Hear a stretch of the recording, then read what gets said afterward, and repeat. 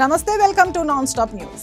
Reserve bank of India కీలక నిర్ణయం తీసుకుంది. రెపో రేటును పెంచుతున్నట్లు ప్రకటించింది. 25 బేసిస్ పాయింట్ల మీద రెపో రేటును పెంచినట్లు ఆర్బీఐ గవర్నర్ శక్తికాంత దాస్ వెల్లడించారు. దీంతో మొత్తం రెపో రేటు 6.50% చేరినట్లయింది. చివరిసారిగా 2022 డిసెంబర్లో ఆర్బీఐ మానిటరీ పాలసీపై సమీక్ష నిర్వహించింది. ఆ సమయంలో 35 బేసిస్ పాయింట్ల మేర వడ్డీ రేటును రిజర్వ్ బ్యాంక్ పెంచింది. దేశవ్యాప్తంగా సంచలనం సృష్టించిన ఢిల్లీ లిక్కర్ స్కామ్ లో కీలక పరిణామం చోటు చేసుకుంది. కేసులో కీలక వ్యక్తిగా పరిగణిస్తున్న హైదరాబాద్ కు చెందిన చార్టెడ్ అకౌంటెంట్ ఆడిటర్ గోరెంట్ల బుచ్చిబాబును సిబిఐ అరెస్ట్ చేసింది. హైదరాబాద్ లో బుచ్చిబాబును అదుపులోకి తీసుకున్న సిబిఐ అధికారులు రాత్రి అతనిని ఢిల్లీ తరలించారు. కాగా బుచ్చిబాబు గతంలో బీఆర్ఎస్ ఎమ్మెల్సీ కవిత, అరబిందో గ్రూప్ మాజీ చైర్మన్ పి శరత్ రెడ్డితో సహా హైదరాబాద్ లోని పలువురు ప్రముఖులకు చార్టెడ్ అకౌంటెంట్ గా వ్యవహరించారు. ఆయన పేరు మీద గోరెంట్ల మరియు associates, Sri enterprises, cogent professionals private limited అనే 3 సంస్థలున్నాయి. బీజేపీ భరోసా యాత్ర గ్రామ గ్రామాన బహిరంగ సభకు కాషాయ పార్టీ కసరత్తు చేస్తుంది. తమ నూతన కార్యక్రమాన్ని ప్రతి గ్రామంలో విజయవంతంగా నిర్వహించేందుకు కమలం పార్టీ రెడీ అయింది. ఇందులో భాగంగా పార్టీ జెండాలు, కరపత్రాలు, వివిధ సామాగ్రిని పార్టీ నాయకులు సిద్ధం చేస్తున్నారు. ఈ మేరకు నారాయణగూడ వెంకటేశ్వర కాలనీ కమ్యూనిటీ హాల్లో సామాగ్రి వాహనాలను బీజేపీ నాయకులు కొండా విశ్వేశ్వరరెడ్డి, వివేక్ వెంకటస్వామి, జితేందర్ రెడ్డి, చింతల రామచందర్ రెడ్డి ప్రారంభించారు. ఈ కార్యక్రమంలో బీజేపీ నేతలు గ్రామాలకు వెళ్లి ప్రభుత్వ వైఫల్యాలను ఎండగడుతూ బీజేపీ లక్ష్యాలను ప్రజలకు వివరిస్తూ ప్రచారం కొనసాగిస్తారు. ఆర్థిక మాంద్యం కారణంగా పలు టెక్ కంపెనీలు తమ ఉద్యోగుల్లో కోత పెడుతున్నాయి. నిర్దాక్షిణ్యంగా ఉద్యోగులను తొలగిస్తున్నాయి. తాజాగా లే ఆఫ్స్ కంపెనీల జాబితాలోకి జూమ్ సంస్థ చేరింది. తమ కంపెనీలో 15% ఉద్యోగులను తొలగించనున్నట్లు సీఈఓ ఎరిక్ యువాన్ వెల్లడించారు. కోవిడ్ సమయంలో భారీగా సేవలు అందించాల్సిన కారణంగా పెద్ద ఎత్తున ఉద్యోగులను నియమించుకున్నామని, ఇప్పుడు ఆర్థిక భారం తగ్గించుకోవడానికి ఉద్యోగులను తొలగించక తప్పని పరిస్థితి నెలకొందని తెలిపారు. మంగళూరుకు చెందిన ఆది స్వరూప అనే బాలిక 2 చేతులతో ఏకకాలంలో రాయడం కాదు, 2 చేతులతో పదాలను రివర్స్ గా ఒకేసారి రాసుకుంటూ వెళుతుంది. ఒక అంశాన్ని 2 చేతులతో సమన్వయం చేసుకుంటూ రాస్తూ వెళుతుంది. ఒక టాస్క్ ను 2 చేతులతో రాయగలదు, రివర్స్ లోను రాయగలదు. ఈ నైపుణ్యాలను చెప్పుకోవడం కంటే ఈ వీడియో ద్వారా చూస్తే బాలిక ప్రత్యేక నైపుణ్యాల గురించి తెలుస్తుంది. ఈ బాలిక ప్రతిభను చాటి చెప్పే వీడియో ఒకటి సామాజిక మాధ్యమాలపైకి చేరింది. ఇప్పటికే దీన్ని 13 లక్షల మంది చూసేశారు. మంగళూరుకు చెందిన ఈ బాలిక 11 రకాల భిన్నమైన శైలితో రాస్తుంది. మెదడులోని 2 భాగాలు ఒకేసారి పనిచేస్తాయంటూ రవి కర్కరా అనే ట్విట్టర్ యూజర్ ఈ వీడియోని పోస్ట్ చేశారు. ఈ వీడియోను చూసిన నెటిజన్లు మాత్రం ఆశ్చర్యంతో నోరెళ్లబెడుతున్నారు. హత్సేహాత్ జోడో అభియాన్ లో భాగంగా రేవంత్ పాదయాత్ర కొనసాగుతుంది. మేడారం సమ్మక్క సారలమ్మ ఆలయం నుంచి ప్రారంభించిన రేవంత్ పాదయాత్ర 3వ రోజుకు చేరుకుంది. ఇవాళ మహబూబాబాద్ జిల్లాలో రేవంత్ రెడ్డి పాదయాత్ర చేయనున్నారు. కేసముద్రం మండలం పెనుగొండ గ్రామంలో జెండా ఆవిష్కరించనున్నారు. సాయంత్రం 4 గంటలకు ఈదుల పూసపల్లి నుండి మహబూబాబాద్ పట్టణానికి పాదయాత్ర కొనసాగనుంది. మహబూబాబాద్ పట్టణంలో పలు సెంటర్ల మీదుగా ముత్యాలమ్మ గుడి వద్దకు చేరుకోనుంది. తొర్రూరు బస్టాండ్ వద్ద బహిరంగ సభలో రేవంత్ పాల్గొననున్నారు. యాదాద్రి భువనగిరి జిల్లాలో ఎమ్మెల్యే పైల శేఖర్ రెడ్డిని త్రిపుల్-ఆర్ బాధితులు అడ్డుకున్నారు. దీంతో రాయగిరిలో కాసేపు ఉద్రిక్త పరిస్థితి నెలకొంది. రాయగిరిలో వెంకటేశ్వర స్వామి కళ్యాణోత్సవం సందర్భంగా స్థానిక ఎమ్మెల్యే పైల శేఖర్ రెడ్డి స్వామివారిని దర్శించుకునేందుకు వెళ్తుండగా రాయగిరి గ్రామానికి చెందిన త్రిపుల్-ఆర్ బాధితులు ఎమ్మెల్యేను అడ్డుకున్నారు. ఈ నేపథ్యంలో త్రిపుల్-ఆర్ బాధితులకు పోలీసుల మధ్య స్వల్ప తోపులాట చోటు చేసుకుంది. త్రిపుల్-ఆర్లో భూములు కోల్పోతున్నా తమకు మద్దతు తెలపాలని డిమాండ్ చేశారు. రాష్ట్రంలో ఎంసెట్ ను మే 7 నుంచి 14వ తేదీ వరకు నిర్వహించనున్నారు. ఈ మేరకు రాష్ట్ర ఉన్నత విద్యా మండలి ఆధ్వర్యంలో నిర్వహించే ఎంసెట్ సహా 6 ప్రవేశ పరీక్షల తేదీలను రాష్ట్ర ప్రభుత్వం ఖరారు చేసింది. పీజీ ఇంజనీరింగ్ సెట్ ను మొత్తం 4 రోజులు నిర్వహిస్తున్నారు. ఈ తేదీలో జూన్ 1 కూడా ఉండగా మిగిలిన అన్ని పరీక్షలు మే నెలలోనే నిర్వహిస్తామని మంత్రి సబితా వెల్లడించారు. దరఖాస్తు చేసుకోవడానికి రిజిస్ట్రేషన్ ఫీజు, ఇతర వివరాలతో కూడిన వివరణాత్మక నోటిఫికేషన్లను సంబంధిత సెట్ కన్వీనర్లు ప్రకటిస్తారని మంత్రి పేర్కొన్నారు. ఫిబ్రవరి నెలాఖరు నుంచి నోటిఫికేషన్ల జారీ మొదలవుతుందని, మార్చి మొదటి వారంలో ఎంసెట్ దరఖాస్తుల ప్రక్రియ ప్రారంభమవుతుందని తెలిపారు. బీఆర్ఎస్ జాతీయ ఎజెండాను వివరించేందుకు ఎమ్మెల్సీ కల్వకుంట్ల కవిత ఈ నెల 10న చెన్నై వెళ్లనున్నారు. 2024 ఎన్నికల్లో ఎవరు విజయం సాధిస్తారనే అంశంపై ఓ సంస్థ నిర్వహించే చర్చలో పాల్గొననున్నారు. చర్చలో కవితతో పాటు DMK MP Trichy Shiva, BJP Tamil Nadu అధ్యక్షుడు అన్నామలై, కాంగ్రెస్ జాతీయ అధికార ప్రతినిధి గౌరవ్ వల్లభ్ పాల్గొంటారని సమాచారం. ఈ వేదిక ద్వారా దళిత బంధు, రైతు బీమా వంటి పథకాల ప్రాముఖ్యత, కేంద్రంలోని బీజేపీ వైఖరిపై కవిత ప్రసంగించనున్నారు. రెండేళ్ల కరోనా లాక్డౌన్ సమయంలో పరీక్షలు రాయలేకపోయిన అభ్యర్థులకు మరో అవకాశం కల్పించేందుకు యూపీఎస్సీ పరీక్షల వయో పరిమితిని పెంచాలని కోరుతూ ప్రధాని మోదీకి సీఎం స్టాలిన్ ఓ లేఖ రాశారు. దేశవ్యాప్తంగా కరోనా లాక్డౌన్ కారణంగా యూపీఎస్సీ పరీక్షలు రాయలేని అభ్యర్థులంతా ఆ పరీక్షలు రాయడానికి మరొక అవకాశం కల్పించాలని కోరుతున్నారని, ఆ దిశగా పార్లమెంటరీ స్టాండింగ్ కమిటీ కూడా సానుకూలత ప్రకటించిన విషయాన్ని స్టాలిన్ ఈ సందర్భంగా గుర్తు చేశారు. కరోనా వ్యాప్తి వల్ల వరుసగా రెండేళ్ల పాటు యూపీఎస్సీ పరీక్షలను రాయలేకపోయిన అభ్యర్థులకు మరో అవకాశం ఇవ్వాలని 150 మందికి పైగా పార్లమెంటు సభ్యులు కూడా సూచించారని తెలిపారు. మహబూబ్ నగర్ పట్టణంలో తండ్రి కొడుకులపై హత్యాయత్నం కలకలం రేపింది. స్థిరాస్తి వ్యాపారం వివాదాల్లో కత్తులతో దాడికి పాల్పడ్డారు. శ్రీనివాస కాలనీకి చెందిన హబీబుర్ రెహమాన్ ఇటుకల స్థిరాస్తి వ్యాపారం చేస్తున్నాడు. ఓ స్థలం విషయంలో ఇతనికి వివాదం కొనసాగుతుంది. దీనిపై పోలీస్ స్టేషన్లో కేసు నమోదైంది. క్రమంలో హబీబుర్ రెహమాన్ తన కుమారుడు అబ్దుల్ రెహమాన్ తో ఆసుపత్రికి వెళ్లి వస్తుండగా గుర్తు తెలియని ఇద్దరు వ్యక్తులు ప్రధాన రహదారిపై కత్తులతో దాడి చేశారు. స్థానికులు గమనించి కేకలు వేయడంతో ఆగంతకులు పరారయ్యారు. తీవ్రంగా గాయపడిన తండ్రి కొడుకులను స్థానికులు ఆసుపత్రికి తరలించారు. విషయం తెలుసుకున్న ఎస్పీ నరసింహ వెంటనే ఆసుపత్రికి చేరుకుని వివరాలు తెలుసుకున్నారు. సీసీ కెమెరాలను పరిశీలిస్తున్నారు. ఓ ప్లాట్ విషయాల్లోనే గొడవ జరిగిందని, నిందితులను పట్టుకుంటామని ఎస్పీ నరసింహ తెలిపారు. టర్కీ సిరియాలో సంభవించిన భారీ భూకంపంలో మృతుల సంఖ్య 7,700కు చేరింది. ప్రాణ నష్టం 20,000 పైనే ఉండొచ్చని ప్రపంచ ఆరోగ్య సంస్థ అంచనా వేసింది. భూ ప్రకంపనలు కొనసాగడం వల్ల సహాయక చర్యలకు తీవ్ర ఆటంకం కలుగుతోంది. దీంతో నిరాశ్రయులు గజగజలాడించే చలిలో విలవిల్లాడుతున్నారు. మరోవైపు కష్టంలో ఉన్న తుర్కియాను ఆదుకునేందుకు భారత్ నుంచి 101 మందితో ఎన్డీఆర్ఎఫ్ బృందాలు మంగళవారం C-17 గ్లోబ్ మాస్టర్ సైనిక రవాణా విమానాలు బయలుదేరి వెళ్లాయి. పవిత్ర మక్కా దర్శనానికి కాలినడకన హజ్ యాత్ర చేస్తున్న షిహాబ్ చోతూర్ అనే భారతీయుడు సౌదీ అరేబియా మార్గంలో పాకిస్తాన్లోకి ప్రవేశించాడు. ఈ యాత్ర కోసం అతను పాకిస్తాన్ వీసా కోసం దరఖాస్తు చేసుకున్నాడు. తొలుత తిరస్కరించిన పాక్ అధికారులు అక్కడి సుప్రీంకోర్టు జోక్యంతో వీసా మంజూరు చేశారు.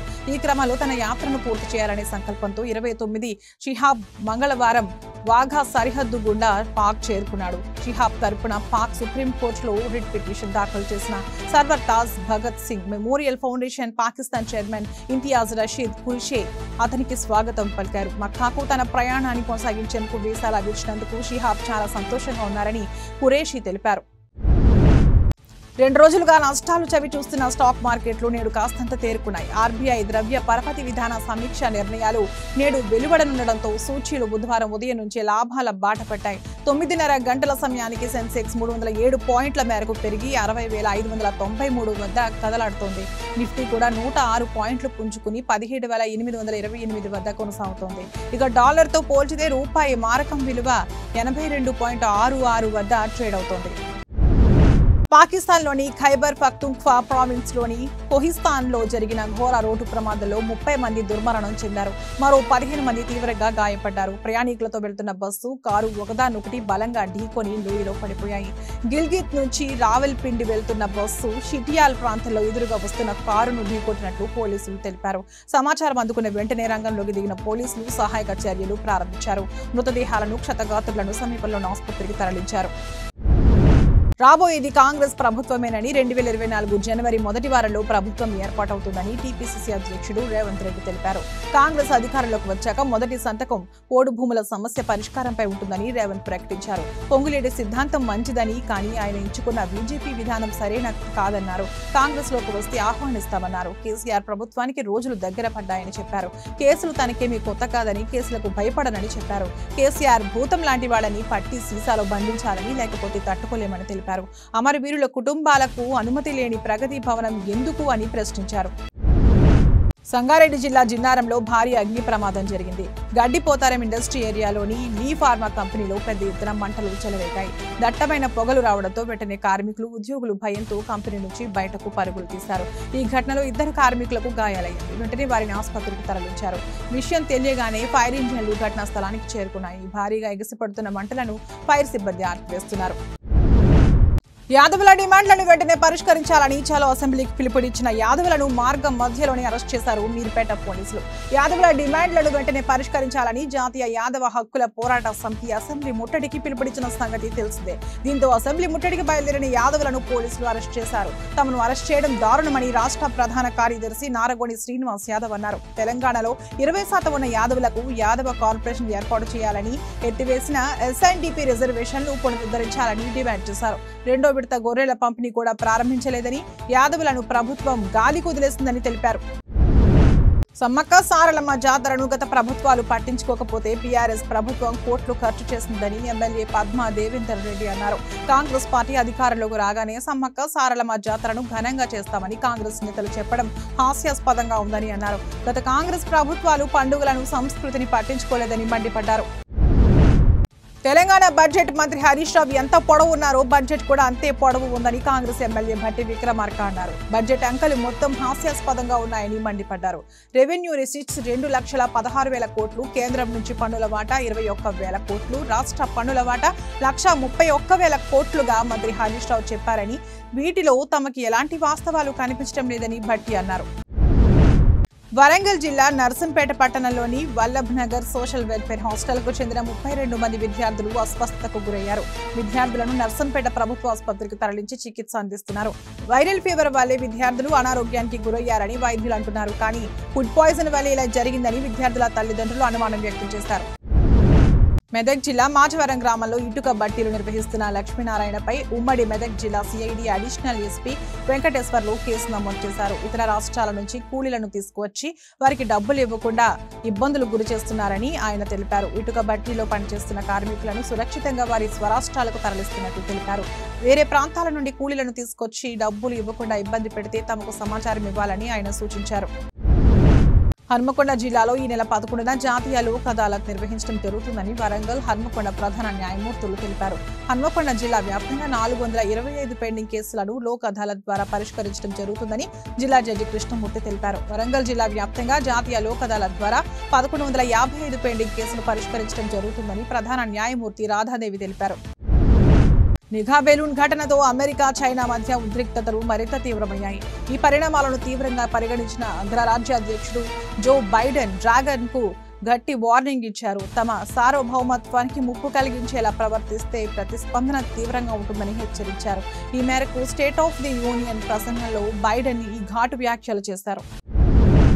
ఈజిప్ట్లో సుమారు శతాబ్దం క్రితం ఓ మమ్మీని పురావస్తు శాఖ అధికారులు గుర్తించారు. దానిని సాధారణ మమ్మీలని భావించి ఖైరాలోని ఓ మ్యూజియంలో వదిలేశారు. 100 ఏళ్ల పాటు ఆ మమ్మీ అక్కడే ఉంది. తాజాగా పరిశోధక బృందం ఆ మమ్మీకి సిటీ స్కాన్ చేసింది. ఈ స్కాన్ లో ఊహకందని నిజాలు బయటపడ్డాయి. అప్పటి వరకు మూలన పడేసిన ఆ మమ్మీలో కోట్ల రూపాయల విలువ చేసే బంగారం ఉండటం చూసి పరిశోధకులు ఆశ్చర్యపోయారు. బంగారంతో పాటు ఎన్నో రహస్యాలు ఈ సిటీ స్కాన్ లో వెలుగులోకి వచ్చాయి. గ్రేటర్ హైదరాబాద్ లో జనావాసాల మధ్య ఉన్న గోదాంలను మరో చోటకు తరలిస్తామని మంత్రి తలసాని శ్రీనివాస్ యాదవ్ స్పష్టం చేశారు. సికింద్రాబాద్ రామ్ గోపాల్ పేటలో ఇటీవల అగ్ని ప్రమాదం జరిగిన డెక్కన్ మాల్ ప్రాంతాన్ని మంత్రి తలసాని సందర్శించారు. మరో 2 రోజుల్లో భవనం కూల్చివేత పనులు పూర్తవుతాయని చెప్పారు. బిల్డింగ్ పరిసరాల్లోని ఇండ్లకు ప్రజలకు ఎలాంటి ఇబ్బందులు కలగకుండా అన్ని జాగ్రత్తలు తీసుకుంటూ కూల్చివేయించామని తెలిపారు. గోదాముల యజమానులు నిబంధనలు, జాగ్రత్తలు పాటించకపోవడం వల్లే పలు చోట్ల అగ్ని ప్రమాదాలు జరుగుతున్నాయని అన్నారు. భవిష్యత్తులో ఎలాంటి ప్రమాదాలు జరగకుండా రాష్ట్ర ప్రభుత్వం అన్ని చర్యలు చేపట్టిందన్నారు. బీజేపీ ఎమ్మెల్యే ఈటెలకు బీఆర్ఎస్ మంత్రుల మధ్య అసెంబ్లీలో వార్ నడిచింది. 2014 నుంచి బడ్జెట్ లో తప్పులు జరుగుతున్నాయని అన్నారు. ఏమైనా అంటే గొంతు నొక్కు ప్రయత్నం చేస్తున్నారని ఈటెల అన్నారు. బీజేపీ పార్టీ తెలంగాణకు నిధులు ఇవ్వడం లేదని చెప్పడం తప్పని అన్నారు. కేంద్రం నుంచి నిధులు తెచ్చేందుకు తాము కూడా ప్రయత్నం చేస్తున్నామని తెలిపారు. తెలంగాణలో దళిత బంధు పథకాన్ని అడ్డుకునేందుకు కుట్ర జరుగుతుందని ఎమ్మెల్యే గువ్వల బాలరాజు అన్నారు. ఎఫ్ఆర్బిఎం లోబడి ప్రభుత్వం లోన్లు తీసుకుని పథకాలు అమలు చేస్తే కార్పొరేషన్లు తీసుకున్నటువంటి లోన్లను ప్రభుత్వ లోన్లుగా వక్రీకరిస్తున్నారని మండిపడ్డారు. ప్రజలకు మేలు చేసే పథకాలను అడ్డుకునే పార్టీలు తెలంగాణలో ఉండటం దురదృష్టకరమన్నారు. సమగ్ర కుట్రలతో తెలంగాణలో బీజేపీ ఎదుగుతుందని ఎమ్మెల్యే పద్మా దేవేందర్ రెడ్డి అన్నారు. డబుల్ ఇంజన్ సర్కార్ అంటూ ప్రజలను మోసం చేస్తున్నారే తప్ప ప్రజలకు ఏమీ చేయలేదని ఆగ్రహం వ్యక్తం చేశారు. బీజేపీ నేతలు కక్ష సాధింపు చర్యలు మానుకోవాలని హితవు పలికారు. తెలంగాణలో డబుల్ ఇంజన్, మోదీ, షా వ్యూహాలను ఏమీ పని చేయవన్నారు. తెలంగాణలో మళ్లీ వచ్చేది కూడా సీఎం కేసీఆర్ ఇంజన్ సర్కార్ అంటూ చెప్పుకొచ్చారు. కేంద్ర రాష్ట్ర ప్రభుత్వాల బడ్జెట్ అంకెల గారిని తప్పితే ఏమీ లేదని మండిపడ్డారు సీఎల్పీ నేత భట్టి విక్రమార్క. కేంద్ర 45 లక్షల కోట్ల బడ్జెట్ ప్రవేశపెడితే 15 లక్షల కోట్ల అప్పు ఉందని అన్నారు. ఇంత భారీ బడ్జెట్ ప్రవేశపెట్టినా ఏం ఉపయోగపడేది లేదని అన్నారు. బడ్జెట్ లో తెలంగాణకు ₹1 కూడా కేటాయించలేదని అన్నారు. ఇదేంటి అని ప్రశ్నిస్తే ఈడీ, సిబిఐ, ఐటీ కేసులు పెడుతున్నారని ఆగ్రహం వ్యక్తం చేశారు. తెలంగాణ ప్రభుత్వం 16 మంది డీఎస్పీలను బదిలీ చేసింది. ఇందులో చాలా మంది డీఎస్పీలకు ఏసీపీ స్థాయి హోదా దక్కింది. మహబూబాబాద్ డీఎస్పీ పి సదయ్యకు బెల్లంపల్లి ఏసీపీగా, రాచకొండలో ఏసీపీగా ఉన్న ఎస్పీ హరికృష్ణను ఎల్బీ నగర్ ఏసీపీగా, సైబర్ క్రైమ్స్ లో ఏసీపీగా ఉన్న ఎం కిరణ్ కుమార్ ని నిజామాబాద్ టౌన్ ఏసీపీగా బదిలీ చేశారు. బదిలీ చేసిన డీఎస్పీలు తక్షణమే తాము పనిచేస్తున్న స్థానాల నుంచి రిలీవ్ కావాలని డీజీపీ అంజనీ కుమార్ ఆదేశించారు. వెంటనే నియమించిన స్థానాల్లో రిపోర్ట్ చేయాలని సూచించారు. వరంగల్ జిల్లా నర్సంపేట నియోజకవర్గంలో హత్సే హత్ జోడో యాత్రలో భాగంగా రేవంత్ రెడ్డి చేసిన వ్యాఖ్యలపై స్థానిక బీఆర్ఎస్ నేతలు ఆగ్రహం వ్యక్తం చేశారు. రేవంత్ రెడ్డి దిష్టి బొమ్మను దగ్ధం చేస్తూ నిరసన వ్యక్తం చేశారు. ములుగు పాదయాత్రలో భాగంగా రేవంత్ రెడ్డి ప్రగతి భవన్ ను పేల్చేయాలని వ్యాఖ్యానించారు. కేటీఆర్ పై అనుచిత వ్యాఖ్యలు చేశారని బీఆర్ఎస్ నేతలు చెప్పారు. 4 కోట్ల ప్రజల యొక్క పరిపాలన భవనమైనట్టి ప్రగతి భవన్ ను నక్సలైట్లు పేల్చేయాలని బహిరంగంగా మాట్లాడిన రేవంత్ రెడ్డి వెంటనే తెలంగాణ ప్రజలకు క్షమాపణలు చెప్పాలని బీఆర్ఎస్ నాయకులు డిమాండ్ చేశారు. అదానీ పెట్టుబడులు, షేర్ల పతనానికి సంబంధించిన అక్రమాలపై పార్లమెంట్లో చర్చించాల్సిందే అని సిపిఎం పోలిట్ బ్యూరో సభ్యులు బివి రాఘవులు, ఏ విజయ్ రాఘవన్ డిమాండ్ చేశారు. అదానీపై చర్చ అంటేనే కేంద్రం భయపడుతుందని విమర్శించారు. అదానీపై కుట్ర జరుగుతుందని, అక్రమాలు లేవంటూ ప్రభుత్వ ప్రతినిధులు చెబుతున్నారని తెలిపారు. అదానికి 80,000 కోట్లు ఎల్ఐసి, 25,000 కోట్లు ఎస్బీఐ రుణం ఇచ్చిందన్నారు. అవి మునిగిపోయినా చెల్లించకపోయినా పర్వాలేదనే భావనలో కేంద్రం ఉందని విమర్శించారు. రాష్ట్రంలో భర్తీ చేసిన ఉద్యోగాలను మొత్తం లెక్కలతో సహా చూపిస్తామని బీఆర్ఎస్ ఎమ్మెల్సీ కవిత అన్నారు. విద్యార్థులను దృష్టిలో ఉంచుకుని సీఎం కేసీఆర్ నోటిఫికేషన్లు ఇస్తున్నారని ఆమె చెప్పారు. ఉద్యోగాల కోసం ప్రిపేర్ అయ్యే అభ్యర్థులకు ఉచితంగా శిక్షణ ఇస్తున్నామన్నారు. కేంద్రంలో 10 లక్షల ఉద్యోగ ఖాళీలు ఉన్నాయని చెప్పిన కవిత వాటిని భర్తీ చేస్తే రాష్ట్రంలో కనీసం 2 లక్షల మందికి ఉద్యోగాలు వస్తాయన్నారు.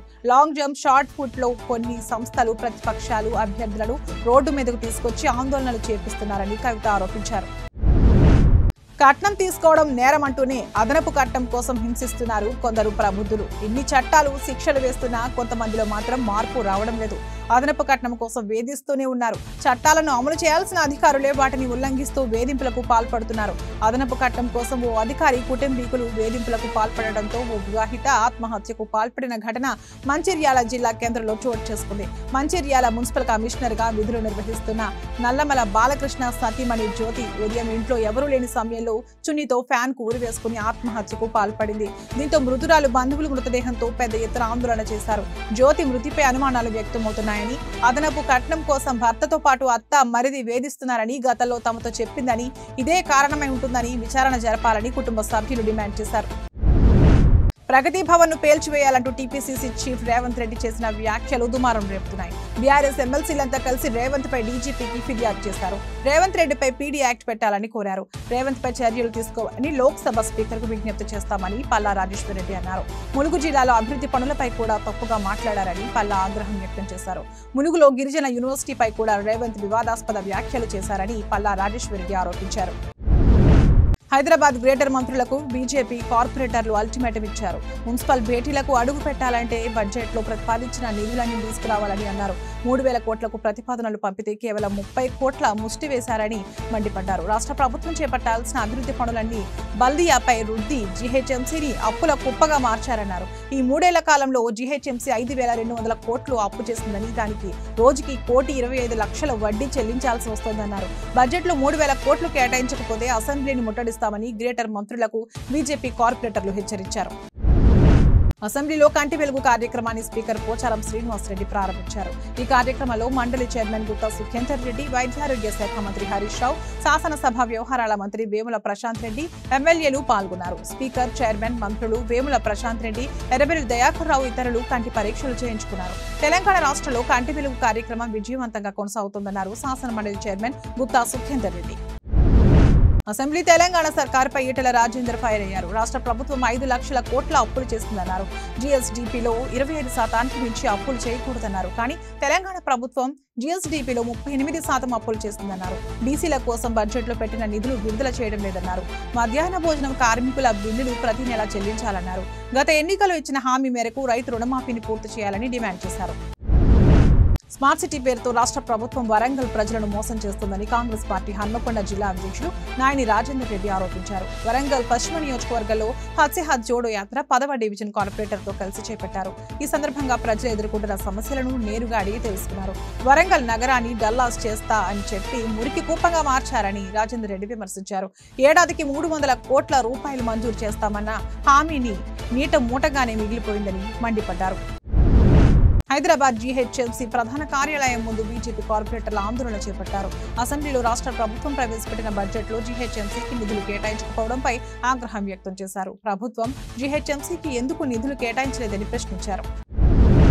మలక్పేట్ ముసరాంబాగ్ సర్వీస్ కోర్టులో నర్సరీని ఏర్పాటు చేశారు. పూర్తిగా సర్వీస్ రోడ్డును ఆక్రమించారు. దీంతో వాహనాల రాకపోకలు ఇబ్బందిగా మారింది. అయితే నర్సరీ వాళ్లతో అమ్మా న్యూస్ ప్రతినిధి ప్రశ్నించగా తమకు జీహెచ్ఎంసీ స్థానిక కార్పొరేటర్ భర్త పర్మిషన్ ఉందంటూ దబాయించడం చర్చనీయాంశంగా మారింది. అమ్మమ్మ ఇంటికి తన భార్య కోసం వెళ్లిన భర్తను గొడ్డలితో నరికి చంపిన ఘటన కరీంనగర్ జిల్లా చందుర్తి మండలం నర్సింగాపురంలో చోటు చేసుకుంది. వేములవాడ మండలం పట్టెమల గ్రామానికి చెందిన స్వప్నను చందుర్తి మండలం నర్సింగపూర్ గ్రామానికి చెందిన గణేష్ 3 సంవత్సరాల క్రితం ప్రేమ వివాహం చేసుకున్నాడు.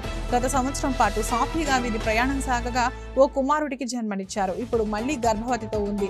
అయితే ఇటీవలి కాలంలో భార్యను వేధింపులకు గురి చేస్తున్నాడు. దీంతో భర్తపై భార్య పోలీసులకు ఫిర్యాదు చేస్తుంది. భర్తను వదిలి తన అమ్మమ్మ ఇంటికి వెళ్లింది స్వప్న.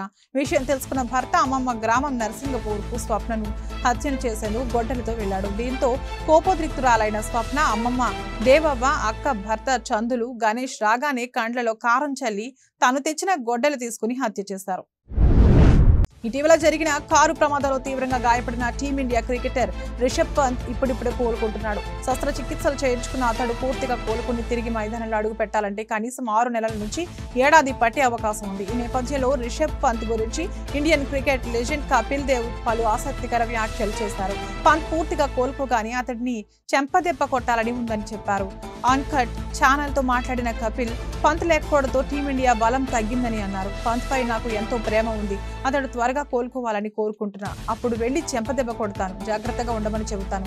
నువ్వు లేకపోవడంతో జట్టు బలం తగ్గింది అని చెబుతాను అని అన్నారు.